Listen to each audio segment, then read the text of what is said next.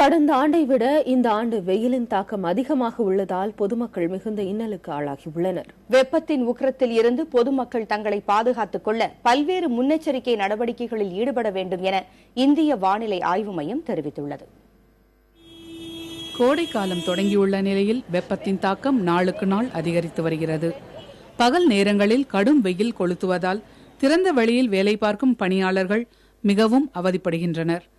உடலிலிருந்து வெகுவாக நீர்ச்சத்து வெளியேறுவதால் மயக்கம் உள்ளிட்ட பல்வேறு உடல் உபாதைகளுக்கு ஆளாவதாகவும் அதிலிருந்து பாதுகாப்பு தேடும் வகையில் நீர் ஆகாரங்களை மட்டுமே அதிகம் உட்கொள்வதாகவும் தெரிவிக்கின்றனர் பொதுமக்கள்.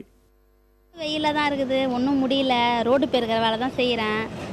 வயசானவங்களாம் ரொம்ப சுருண்டு விழுந்துடுறாங்க, ரொம்ப கஷ்டமாக இருக்குது. வெயிலுக்கு வெறும் தண்ணி தான், ஃப்ரூட்ஸு ஜூஸ் இந்த மாதிரி தான். சாப்பாடு ஐட்டம் டிஃபன் எதுவுமே சாப்பிட்றதில்ல. காலையிலேருந்து நைட்டு படுக்கிற வரைக்கும் தண்ணி தான் குடிக்கிறோம். அப்படி இருந்தும் நமக்கு தொண்டை தண்ணி வத்தி போகுது, ரொம்ப வேர்வு தண்ணி ஊற்றுது, ரொம்ப கஷ்டமாக இருக்குது. வெயிலுன்னு சொல்கிறதோட ஒரு எலக்ட்ரிக் குக்கரில் இருக்கிற மாதிரி இருக்குது. இது வெயிலாம் கிடையாது, அதுக்கும் மேலே அந்த மாதிரி ரொம்ப கடுமையாக இருக்குது வெயில். வெளியே வர முடியல, ஈஸியாக மக்கள் ரொம்ப டயர்ட் ஆகிடுவாங்க. இந்த ஹீட்டுக்கு ரொம்ப கஷ்டம், வேலை செய்கிறது ரொம்ப கஷ்டம்.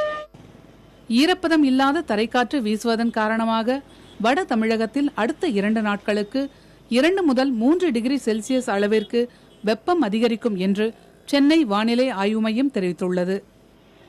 மேற்கிலிருந்து ஈரப்பதம் குறைந்த வறண்ட தரைக்காற்று வீசக்கூடிய சூழ்நிலை நிலவுவதால் வரும் 2 தினங்களுக்கு தமிழகத்தின் வடபகுதியில் அதிகபட்ச வெப்பநிலை 2 to 3 டிகிரி உயரக்கூடும்.